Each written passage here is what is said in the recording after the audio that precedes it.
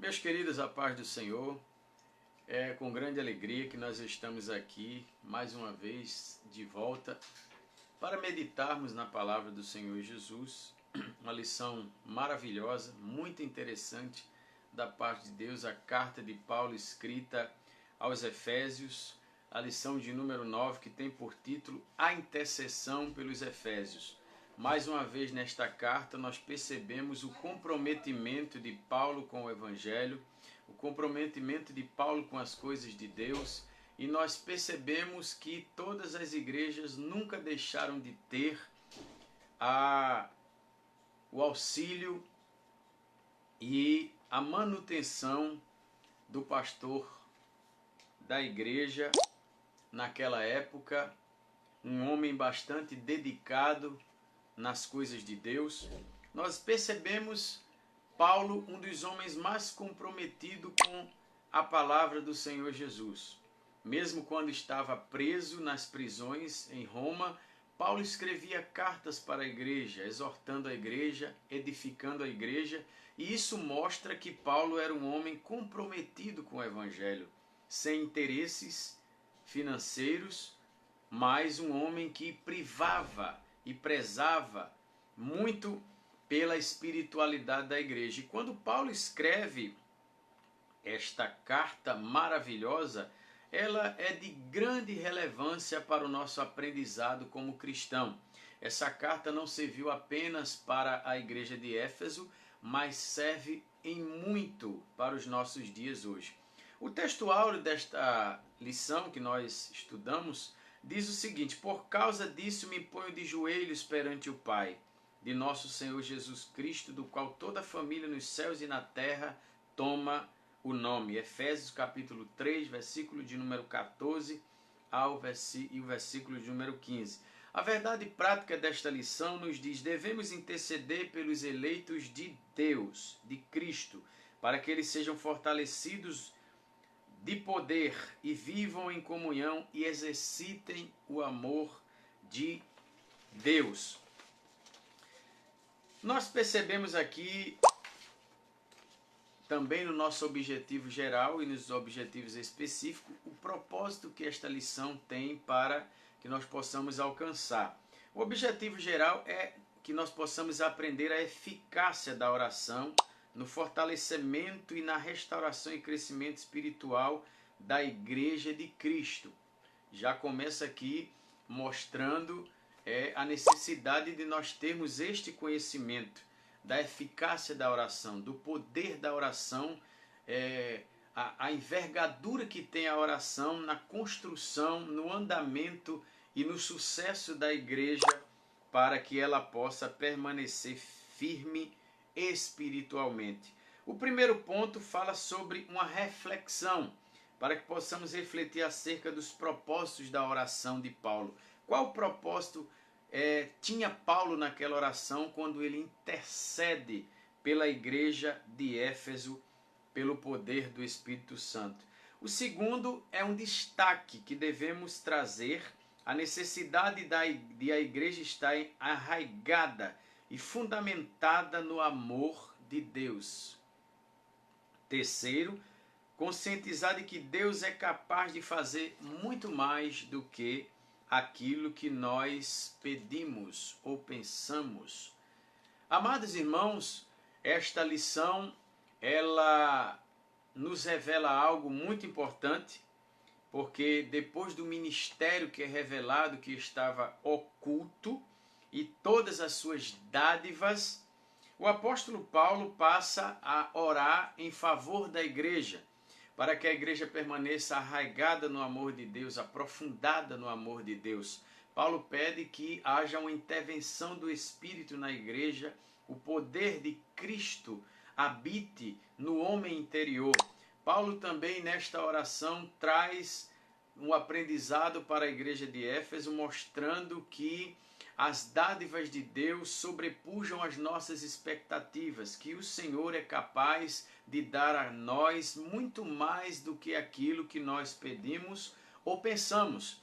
O primeiro ponto desta lição, ela já vem tratando de um assunto importantíssimo: corroborados com o poder do Espírito Santo. Essa palavra corroborada é atestada como verdadeira. Então nós devemos estar corroborados no amor de Cristo Jesus, com o poder do Espírito Santo. Então o apóstolo Paulo ele já inicia esta oração com um pedido duplo para a igreja de Éfeso: o poder do Espírito Santo no homem interior e a presença de Cristo. Paulo mostra aqui a grande necessidade que a igreja tinha de ter o poder do Espírito Santo e a presença de Cristo. Isso mostra e fica claro e evidente que, em meio às dificuldades e às coisas que a igreja passava naquela época, seria impossível a igreja perseverar e dar continuidade sem a presença de Deus na vida da igreja, sem o poder do Espírito Santo no homem interior. Veja aqui que ele fala do homem interior e não do homem exterior, de dentro para fora. Uma transformação interior do homem para que a igreja pudesse permanecer fortalecida, pudesse seguir em frente. E ele começa aqui no primeiro ponto, subponto, as riquezas da sua glória. Quando o apóstolo Paulo inicia esta oração, fazendo este pedido e começa falando das riquezas da glória de Deus, Paulo aqui, ele não apenas ora para que Deus dê os tesouros da glória, mas em segundo lugar, ele foca em um tesouro espiritual, em uma necessidade espiritual para a riqueza, porque Paulo sabia que os tesouros e as riquezas de Deus estavam disponíveis para a igreja sem limite. Ele dava sem limite, porque ele é o próprio Deus que nos dá infinitamente maior do que a medida da mente humana, daquilo que o ser humano possa pedir, pensar ou até mesmo imaginar. E Paulo começa pedindo que Deus dê à sua igreja as riquezas da sua glória. Esta glória aqui está falando da soberania, da grandeza, da majestade de Deus e do seu glorioso e sobreexcelente poder.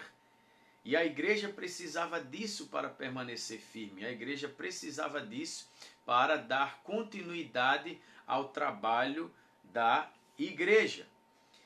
Aí nós entramos no segundo subponto, fortalecidos com o poder. O primeiro pedido do apóstolo Paulo é para que a igreja seja corroborada com o poder pelo Espírito Santo no homem interior. E quando a gente lê esta carta e esta oração de Paulo, aqui não está querendo dizer que a igreja não tinha o poder de Deus, não tinha a presença do Espírito Santo. Paulo aqui está falando no sentido de que este poder fosse evidenciado, atestado como verdadeiro na igreja, mas com uma continuidade. O Espírito Santo se manifestava, o poder de Deus estava na igreja, mas Paulo ora para que houvesse uma permanência disto no meio da igreja. Nós percebemos e sabemos que na nossa vida cotidiana, o Espírito Santo não pode estar na nossa vida em alguns momentos. Nós não seríamos vitoriosos, nós seríamos sucumbidos pelas intempéries desta vida, por as coisas que norteiam a nossa vida espiritual, nos momentos difíceis, nos momentos de tribulação e de dificuldade e de tentações. E nós só somos vitoriosos porque o Espírito Santo permanece conosco, a glória de Deus, o poder de Deus permanece na nossa vida todos os dias. Esse poder atua no homem interior. Ele capacita o crente a perseverar na doutrina, na palavra, a permanecer fiel, a se manter-se afastado das coisas deste mundo, se manter afastado do pecado e compreender as coisas espirituais. É impossível que o homem possa compreender as coisas espirituais se ele não tiver o Espírito Santo na vida, se ele não tiver o poder de Deus na sua vida. porque é o Espírito de Deus que discerne todas as coisas, que nos traz a consciência, que faz nós fazer uma retrospectiva na nossa vida e perceber que estamos em falta para com Deus em alguns momentos. E isso era unanimidade nos escritores do Novo Testamento, que o poder de Deus era algo indispensável para o crescimento da igreja. O Espírito Santo, que é o nosso fortalecedor. Terceiro ponto, subponto do primeiro ponto, fala sobre habitados por Cristo. A lição diz que o apóstolo orou para que Cristo habitasse pela fé nos corações dos santos e permanecesse como habitação permanente e não temporária, em oposição que a oração apostólica era para que Cristo habitasse continuamente na vida da igreja. Então, Paulo aqui está pedindo que houvesse uma habitação divina na vida dos cristãos permanentemente. Isso também não quer dizer que Cristo não habitava na vida dos cristãos naquela época. É a mesma linha de pensamento que falamos anteriormente. Paulo aqui está pedindo uma permanência dessa manifestação da habitação de Cristo na vida dos cristãos. Capítulo 14, versículo de número 15 ao 26 do livro de João, você vai ler e vai ver uma das declarações lindas, uma das maiores declarações, por que não dizer, quando Jesus Cristo diz: eu irei para o Pai, eu rogarei ao Pai, e Ele vos dará outro Consolador para que esteja convosco para sempre. Veja que coisa linda.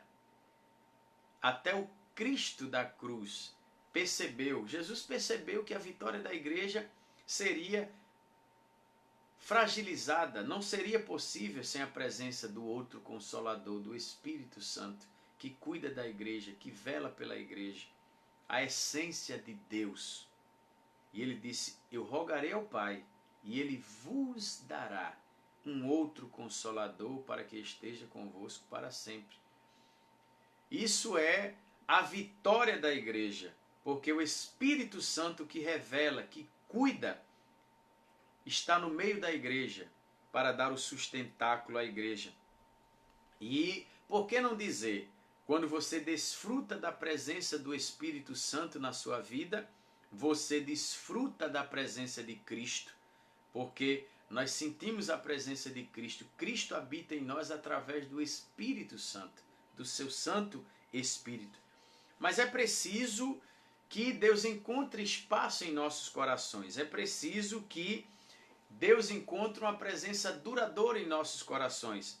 Quando nós aceitamos a Cristo como Salvador, nós passamos a ser templo e morada do Espírito Santo, mas para que isso permaneça em continuidade, é preciso que cada crente viva uma vida de renúncia. Renúncia do pecado, renúncia do mundo, renúncia da carne.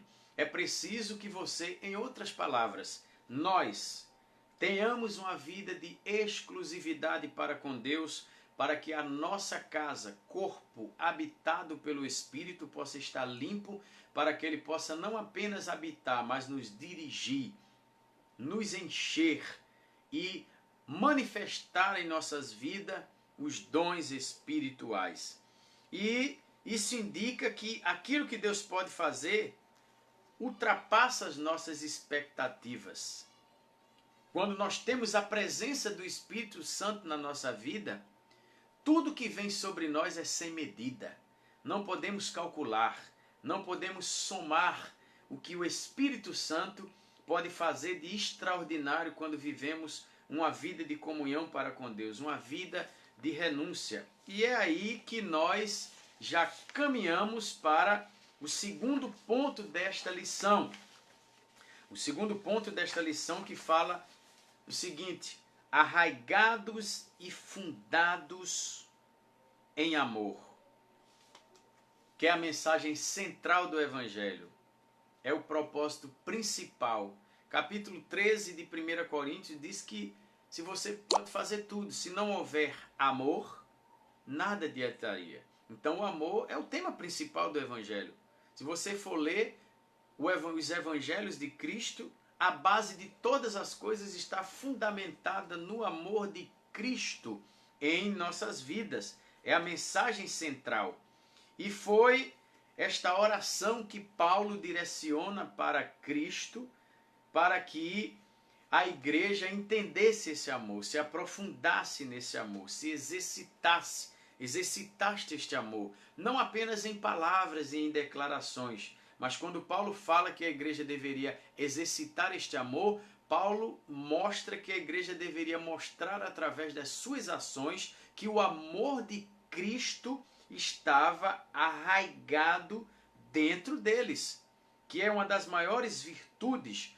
Quando começamos aqui, já entrar no primeiro subponto do segundo ponto, que fala amor, a virtude cristã. Então todas essas características divinas, elas são manifestadas por meio de atributos da sua natureza. Nós percebemos que nas Escrituras, o amor, ele é um atributo divino. É um atributo divino. E aquele que não ama, aquele que não exercita este amor, aquele que não tem este atributo divino na sua vida, ele não conhece a Deus. A Bíblia diz: aquele que diz que ama a Deus e aborrece seu irmão é mentiroso. Quem não tem este atributo, ele não conhece a Deus, porque o amor é a essência de Deus.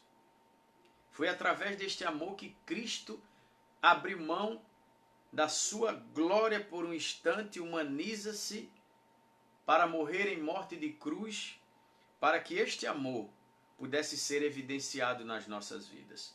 Meu querido, talvez você não conheça este amor, talvez você não conheça esse Cristo da cruz, mas eu quero dizer para você que este atributo divino está ao teu alcance.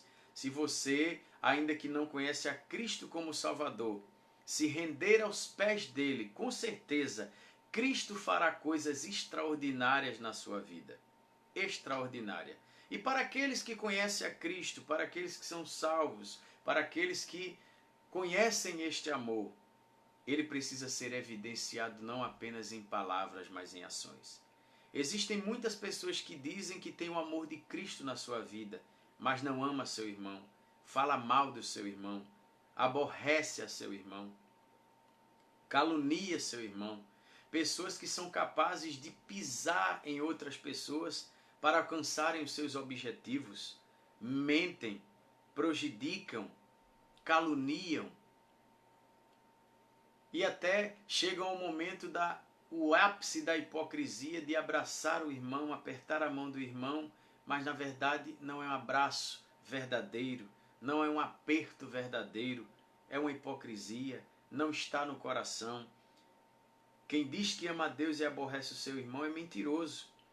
Se você não consegue amar o pecador, se você não consegue ajudar o seu próximo, se você não consegue evidenciar este amor, você não conhece a Deus como deveria, porque não se conhece a Deus sem ter a evidência do amor de Cristo na sua vida. Jesus ensinou que o amor é o resumo da lei e dos profetas. Antes de ser preso por ocasião da Páscoa, Jesus Cristo, ele disse que o amor seria o sinal aos seus discípulos. O apóstolo João, capítulo 4, versículo 7 de 1 João, destaca que o amor é a prova da nossa filiação para com Deus. É a nossa prova de filiação, que nós somos filhos de Deus. Aí nós entramos no segundo ponto, arraigados e fundados em amor. Essa questão que a nossa lição está tratando aqui, quando diz que arraigados e fundados em amor, é estar enraizado, alicerçado, aprofundado. Isso assemelha-se à nossa vida espiritual, à nossa vida cristã. Está arraigado no amor de Cristo, alicerçado, aprofundado no amor de Cristo, é o que dá sustentação não apenas para a nossa vida espiritual, mas também para a vida de toda a igreja. Isso pode se assemelhar-se assemelhar-se a um prédio bem edificado, bem fundamentado, onde ele foi construído com bases sólidas, bem construídas, bem elaboradas. É como a palmeira. Perceba que a palmeira ela dá em todos os lugares, principalmente no deserto. E onde existem várias palmeiras juntas no deserto, forma-se um oásis. Mas perceba, se você for estudar a respeito disso, a palmeira cresce muito mais para baixo do que para cima. Ou seja, ela está tão aprofundada que diz alguns estudiosos que ela é capaz de ir buscar água a centenas de metros de profundidade. E o que Paulo estava querendo dizer com isso? Se você está aprofundado e alicerçado no amor de Deus, nada pode te derrubar, nada pode te fragilizar. Você pode ir nas mais altas profundezas do Espírito e se aprofundar em coisas tão gloriosas que você não imagina quando este amor é aprofundado, é evidenciado na sua vida. Quando você está alicerçado. O escritor aos Romanos, no capítulo 8, versículo de número 35, ele diz: quem nos separará do amor de Cristo? Se Deus é por nós, quem será contra nós? E no desenrolar deste versículo, deste capítulo, ele diz que nós somos mais do que vencedores por aquele que nos amou. Ele diz que não existe altura, não existe dificuldade, não existe profundidade, nada, nem outra criatura nos pode separar do amor de Deus que há em Cristo Jesus. Eu não sei quais são as dificuldades que você tem enfrentado. Muitas vezes a gente amanhece o dia e não é aquele dia que a gente esperava, não é a expectativa que nós queríamos, não é aquilo que nós queremos receber, mas nós recebemos, mas vem sobre a nossa vida o bem ou o mal, porque a Bíblia diz, no mundo tereis aflição, mas ele diz, tende bom ânimo. Este tende bom ânimo de Cristo é como se Jesus estivesse dizendo, se você está alicerçado no amor de Cristo, nada pode te separar, nada pode te afastar, te abalar espiritualmente. Quantas pessoas aí estão desistindo por qualquer coisa? Deixa a igreja, apostata da fé, desanima por qualquer coisa, até por uma cara feia. É porque este amor precisa se aprofundar mais na sua vida para que você tenha plena certeza que todas essas coisas são supérfluas quando comparadas ao amor de Cristo Jesus sobre a sua vida. Entramos aí, meus queridos irmãos, no terceiro subponto, a intensidade do amor de Cristo. Veja que Paulo, sabendo que só o Espírito Santo poderia fazer os crentes compreenderem a profundeza deste amor, a extensão deste amor, ele roga que Deus conceda a ação do Espírito Santo na sua igreja, para que houvesse uma perfeita compreensão e entendimento da igreja no verdadeiro conhecimento do amor de Cristo. Paulo também sabia que para que a igreja pudesse ser vitoriosa, era preciso que essa ação do Espírito estivesse sobre a igreja. Você não pode conhecer a Deus, você não pode se aprofundar nas coisas de Deus sem a ação do Espírito Santo estar presente na sua vida, na vida da igreja. Veja o quanto é importante a ação do Espírito. Perceba como é lindo a oração de Paulo e o comprometimento de Paulo com as coisas de Deus, porque Paulo não pede nada de material para a igreja. Paulo está aqui orando para que a espiritualidade da igreja pudesse ser revestida. O próprio Jesus disse que a gente não deveria estar ansioso por coisa alguma e que nós deveríamos olhar para as aves do céu que não cegam, não semeiam, mas tem o seu mantimento. Jesus está falando conosco dentro desta lição, dizendo que não precisa você ficar ansioso pelas suas necessidades físicas e financeiras. Você tem que estar preocupado com a sua vida espiritual, porque o resto Deus cuida, Deus providencia. A gente vai chegar nesse ponto onde Cristo pode suprir muito mais do que aquilo que nós pensamos ou esperamos. Ele é o Deus que surpreende a nossa vida.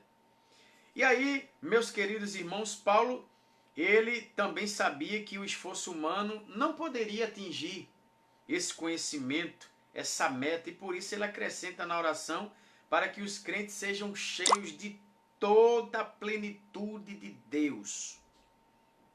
E o que é estar cheio de toda a plenitude de Deus? Estar cheio da plenitude de Deus é aquilo que é inteiro, é aquilo que é completo. Paulo estava dizendo, Senhor Jesus, eu preciso que tu encha a tua igreja, que tu complete a igreja, que ela seja completada com as manifestações do seu Espírito Santo, com o poder da tua glória no meio da igreja. Paulo, ele precisava que esta igreja fosse inteiro na sua totalidade, todos os cristãos indistintamente, porque nós somos, Cristo é o cabeça, a igreja é o corpo e nós somos os membros.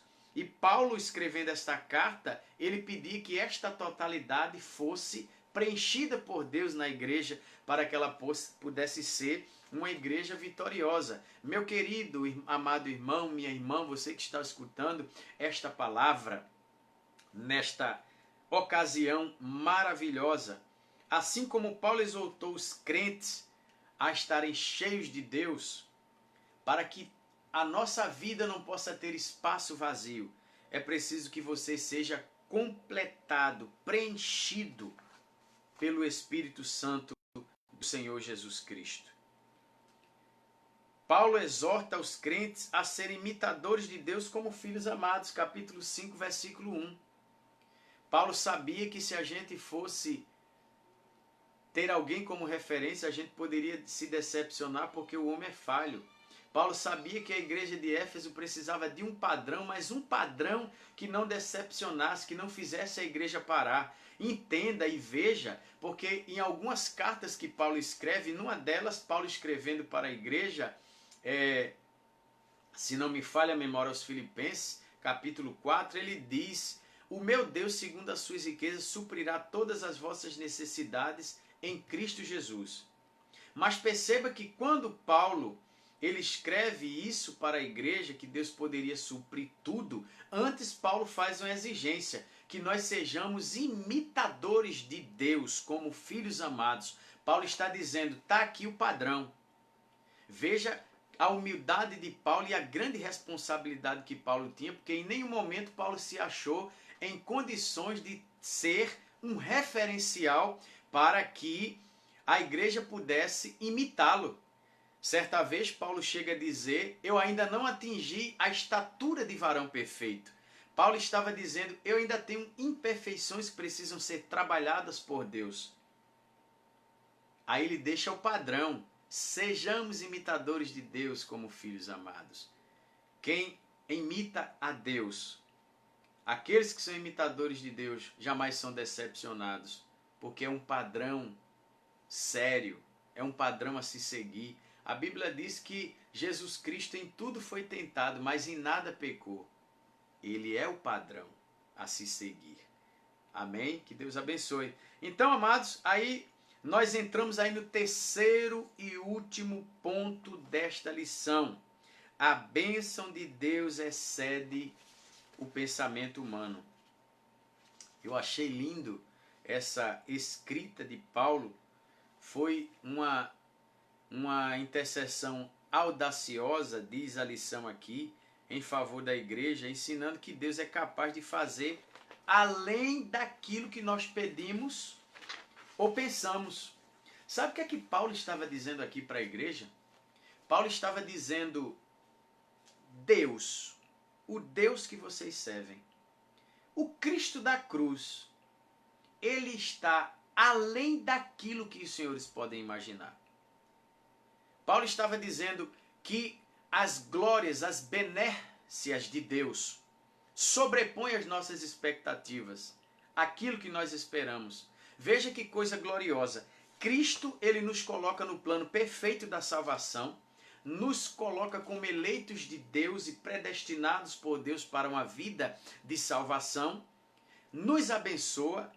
Nós somos, sem ser merecedores, alcançados pelas bênçãos de Deus, mas essas bênçãos são sem medidas. Ou seja, você pede, mas Cristo, ele é capaz de dar muito mais do que aquilo que nós esperamos e pensamos. Aqueles que têm uma vida de santificação, que têm Cristo como exclusividade na sua vida, que têm Cristo como Senhor. Isso fala nós falamos aqui do homem carnal e do homem espiritual.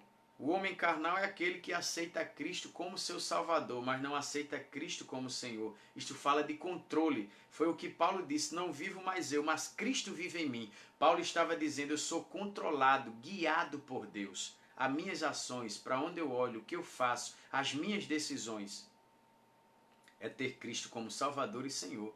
Se você tem Cristo como Salvador e Senhor da sua vida, Ele vai te surpreender. Ele vai sobrepujar as tuas expectativas. Se você não conhece a Cristo como Salvador, eu tenho um recado de Deus para você. Corra aos pés de Cristo, com muita pressa. Não perca tempo. Talvez você pense que não tem mais jeito, a sua vida está tão desorganizada espiritualmente e materialmente que você não tem nenhuma expectativa mais. Mas eu tenho uma grande notícia para você. O Cristo da cruz, que morreu na cruz do Calvário, Ele está aqui falando com você através desta palavra, está dizendo para você, eu posso surpreender você.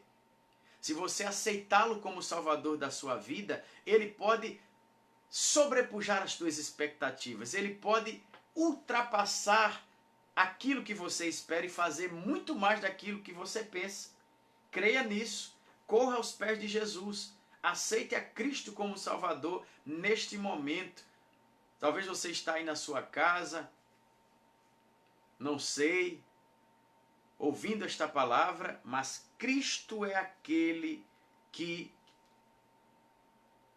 ultrapassa as nossas expectativas.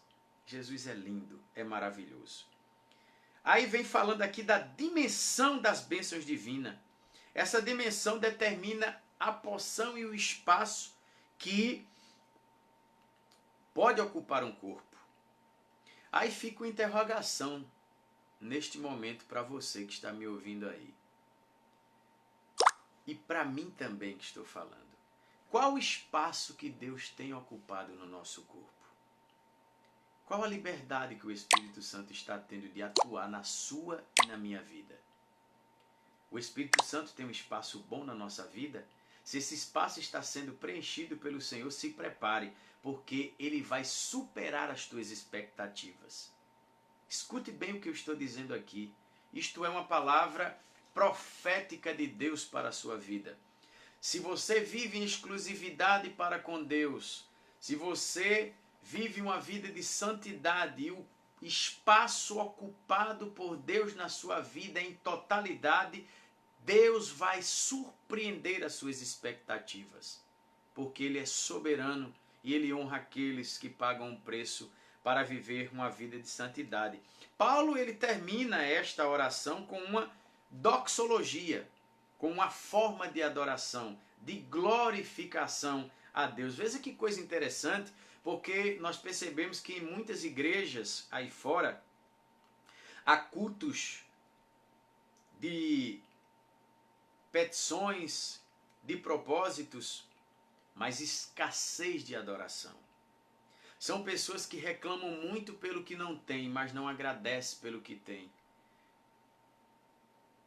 Essa oração que Paulo termina com uma doxologia, com uma forma de adoração e glorificação, Paulo começa pedindo várias coisas para a igreja e termina reconhecendo a soberania de Deus na vida dele e da igreja. Paulo termina reconhecendo a grandeza de Deus, nos lembrando que a magnitude do poder de Deus é capaz de fazer abundantemente daquilo o que nós pedimos ou pensamos, segundo o poder que em nós opera, conforme 3:20 do livro de Efésios. Indica que aquilo que Deus pode fazer ultrapassa demasiado os nossos melhores anseios, as nossas maiores expectativas. É isso que Paulo está dizendo aqui. Paulo está fazendo neste momento de reflexão desta palavra e também para a igreja de Éfeso um convite à adoração. Este convite de Paulo mostra que em muitos lugares se pede muito, mas são poucos os cultos de agradecimento, de adoração. São poucas as pessoas que voltam para agradecer, como aqueles leprosos.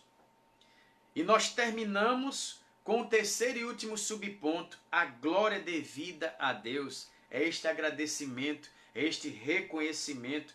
Paulo prossegue ensinando aos Efésios que Deus deve ser adorado, reconhecido, glorificado, enaltecido por todas as benécias que ele trouxe para a vida de cada cristão individualmente e principalmente da Igreja de Jesus Cristo. Capítulo 3, versículo de número 21 do livro de Efésios, quer dizer que os atos de ser louvar a Deus, de glorificar a Deus, de enaltecer a Deus, fazem parte do propósito da instituição da igreja.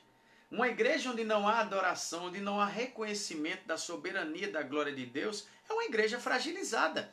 Porque Deus é digno de toda a honra, de toda a glória e de todo louvor. Isto é uma forma de reconhecer o mínimo. Isso é o mínimo que nós fazemos para reconhecer as grandiosidades que Deus tem feito na nossa vida. Ele mostra que a igreja nunca terá glória em si mesma. Toda a glória é exclusivamente tributada a Deus, por intermédio da obra de Cristo Jesus. Você já parou para pensar no privilégio da salvação? A gente não era ninguém. A Bíblia diz, todos pecaram e destituídos estão da glória de Deus. Ele não encontra um justo sequer. Aí o próprio Deus humaniza-se, toma forma de homem. Isaías 53, você vai ver o relato de um dos maiores sofrimentos que Cristo passou e que nenhum homem poderia suportar, pelo amor que ele tinha pela minha e pela sua vida. Ele nos comprou por um preço que o dinheiro não poderia pagar. E só de nós estarmos aqui e podermos fazer, respirar o fôlego de vida, é um grande privilégio. Reconhecer a grandeza de Deus faz-me lembrar aquele hino que diz, se Deus fizer, Ele é Deus, se não fizer, Ele é Deus, se a porta abrir, Ele é Deus, mas se fechar, continua sendo Deus, se a doença vier. Ele é Deus, se curado for, Ele é Deus, se tudo der certo, Ele é Deus, mas se não der, continua sendo Deus. Se Deus te abençoar e me abençoar, Ele é Deus. Se Ele fizer, se Ele não fizer, no sofrimento, na angústia, na tribulação, Ele continua sendo Deus. Aí eu entendo porque Paulo considerou tudo como esterco. Ele disse, eu já aprendi a contentar-me com o que tenho, a sofrer, a padecer, a ter e padecer necessidade. Paulo estava reconhecendo que ele não era merecedor de nada daquilo. Tudo provém de Deus e para Deus. Amém? Que Deus abençoe a intercessão de Paulo. Ela anelava o fortalecimento da igreja, estruturar a igreja. Ele tinha ciência de que para que a igreja pudesse perseverar, para que a igreja pudesse dar continuidade àquilo, ela precisava das bênçãos de Deus, da glória de Deus na sua vida, do poder de Cristo dentro do homem interior, da manifestação do Espírito Santo na vida de cada um na igreja. E que nós possamos seguir em frente, abençoados por Deus, que este mesmo Espírito possa permanecer sobre a nossa vida, nos guiando, nos fortalecendo e que, o mais importante, eu e você possamos reconhecer que a glória, a exclusividade, a soberania, toda a honra, toda a glória, todo louvor e majestade pertencem a Ele. Por Ele nós estamos aqui. Amém? Que Deus abençoe. Não deixe de compartilhar este vídeo com outras pessoas para que possam ser alcançadas. Visite o nosso canal lá no YouTube, canal Carlos André, e seja um multiplicador, né? Compartilhe o nosso vídeo, deixe lá o seu like, o seu comentário, que é muito importante para nós, as críticas também, e nós teremos o prazer de também respondê-los em nome de Jesus. Ore comigo. Pai, no nome de Jesus, somos-te grato por este momento em que nós estamos aqui, que passamos refletindo sobre a Tua palavra, que ela possa servir de bússola de orientação para as nossas vidas, que a Tua glória, que a manifestação do Teu Espírito Santo, as benécias do Teu Espírito possa estar sobre as nossas vidas, nos dirigindo, nos ajudando, que nós possamos, Senhor, estar qualificados espiritualmente para que nós possamos receber as bênçãos que não somos merecedores, mas pela Tua infinita graça Tu resolveste nos conceder. Eu creio, Senhor, que Tu podes surpreender as nossas expectativas. Ajuda-nos, continua nos fortalecendo no nome do Senhor Jesus, que vive para todo sempre. Amém. Que Deus te abençoe em nome de Jesus. Fica com Deus.